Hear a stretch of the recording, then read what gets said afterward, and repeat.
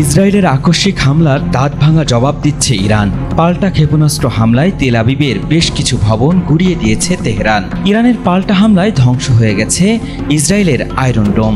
এমন পরিস্থিতিতে ইরানি হামলার ভয়ে পালিয়ে যাচ্ছে তেল আবিবের বাসিন্দারা। আর যারা পালাতে পারছে না তারা মাটির নিচে বাংকারে আশ্রয় নিচ্ছে, এমন খবরই প্রকাশিত হয়েছে বেশ কিছু গণমাধ্যমে। ইরানি ক্ষেপণাস্ত্রের মুহুর্মুহু আঘাতের কারণে ইসরায়েলের বেশিরভাগ বাসিন্দাকেই আশ্রয় নিতে হয়েছে আশ্রয় কেন্দ্রে। পরিস্থিতি মোকাবেলায় খাবার, পানি ও শুকনো খাবার মজুত করতেও দেখা গেছে দেশটির বাসিন্দাদের। অথচ ইরানে হামলা চালানোর আগে এমনটি কল্পনাও করেনি দেশটির প্রধানমন্ত্রী বেনিয়ামিন নেতানিয়াহু। এখন পরিস্থিতি এতটাই জটিল রূপ নিয়েছে যে শেষ পর্যন্ত নেতানিয়াহুকে সোমবার হতে যাওয়া ছেলের বিয়ের দিনক্ষণও পেছাতে হয়েছে।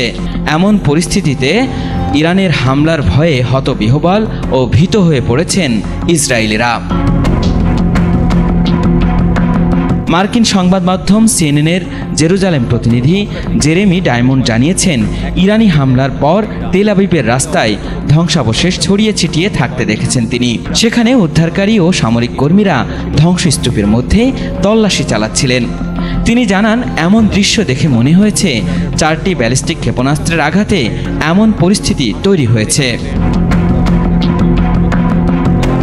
ইসরায়েলের এক নারী সিএনএনকে জানিয়েছেন, তিনি তার বাড়ির ভূগর্ভস্থ বেসমেন্টে আশ্রয় নিয়েছিলেন এবং সেখান থেকেই হামলার তীব্রতা অনুভব করেছেন।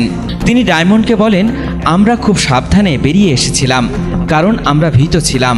তিনি আরও যোগ করেন, আমরা যখন হাঁটছিলাম তখন ভবনগুলো ধসে পড়ছিল আমাদের চোখের সামনেই।